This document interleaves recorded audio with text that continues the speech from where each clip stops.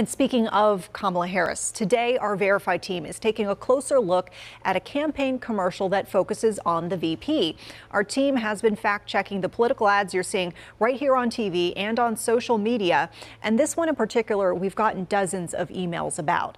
The ad claims Harris supports using taxpayer money to pay for sex changes for inmates. Tonight, our Megan Bragg verifies that claim.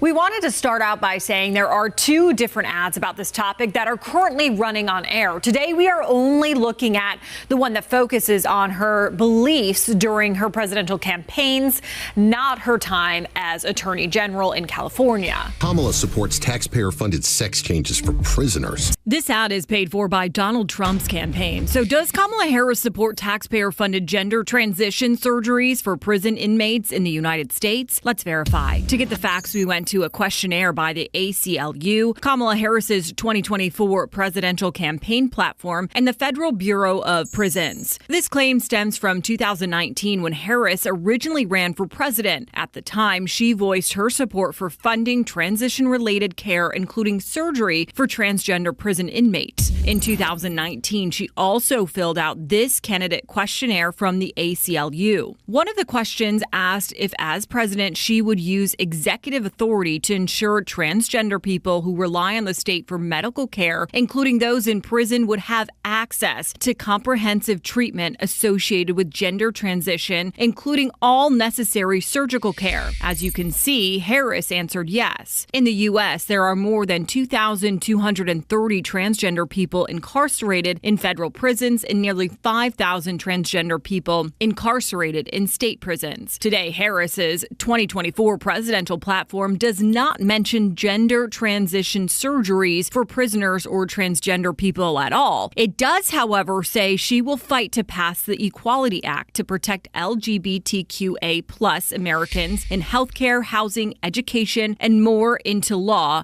as president. So while it is true that Harris did once support transgender surgery in prisons in 2019 when she ran for president, right now her team says she is not running on this or proposing it. So we are going to give this a needs context. And once again, this is just a look at what she has said and done during her presidential campaigns, not her time as Attorney General in California. We are continuing to look into that, and we'll have that information on our website, WCNC.com. On there, you can also see all the other ads we have fact-checked so far. With your Verify, I'm Megan Bragg.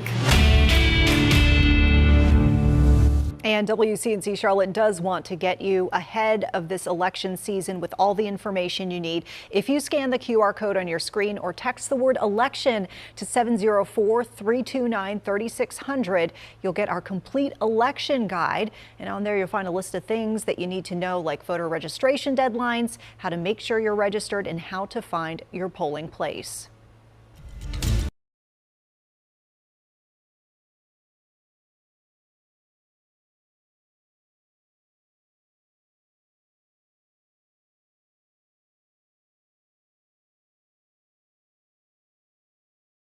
Madam Vice President, you have made clear that the message of this trip is centered on a collaborative future.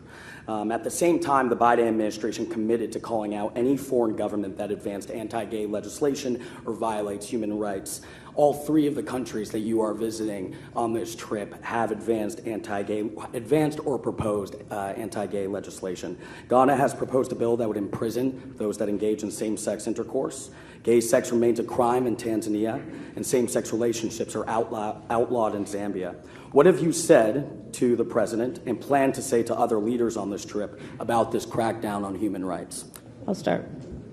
I have raised this issue, and let me be clear about where we stand. First of all, for the American press who are here, you know that a great deal of work in my career has been to address human rights issues, equality issues across the board, including as it relates to the LGBT community. And I feel very strongly about the importance of supporting the freedom and supporting and fighting for equality among all people, and that all people be treated equally. I will also say that this is an issue that we consider, and I consider, to be a human rights issue, and that will not change. The President and I had a conversation on this very topic. But the conversation was not about China as much as it is about the enduring and important direct relationship that the United States has with Ghana and with African nations.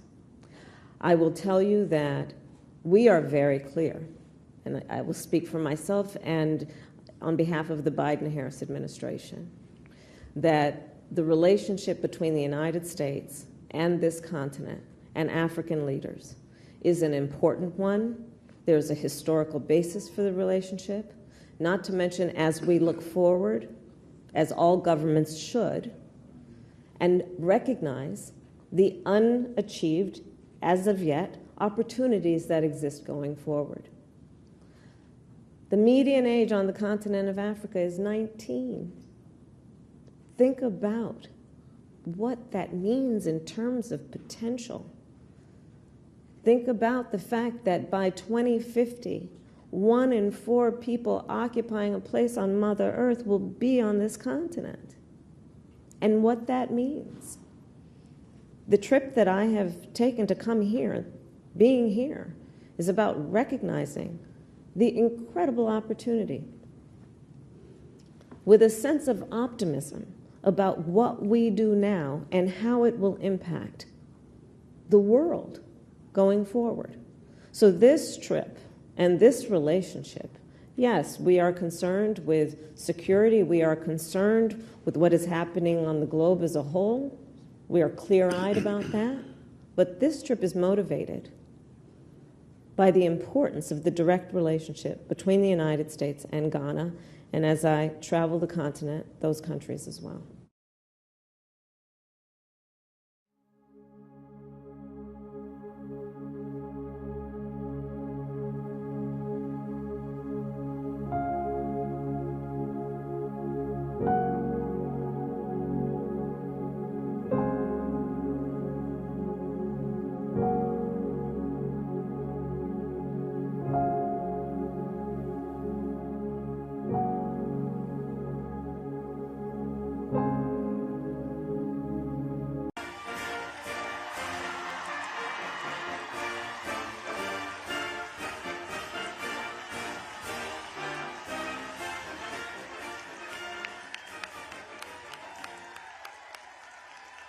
We, all of us, are now called upon to advance the promise of freedom, including the freedom of every woman to make decisions about her own body, not the government telling her what to do.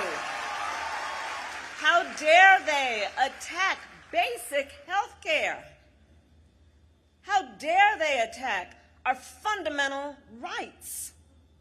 How dare they attack our freedom? And sadly, 1 year ago, we accurately predicted what would happen in a world without Roe. We knew this decision would create a health care crisis in America. We knew that old abortion bans would immediately go back into effect. And so, over the past 365 days, the women of our nation have suffered under the consequences of these laws, laws that in design and effect have created chaos, confusion, and fear. Laws that have denied the women of our country care even when their life and health were at risk. Extremist Republicans in Congress have proposed to ban abortion nationwide. Nationwide. But I have news for them. We're not having that. We're not having that. We're not standing for that. We won't let that happen. And by the way, the majority of Americans are with us.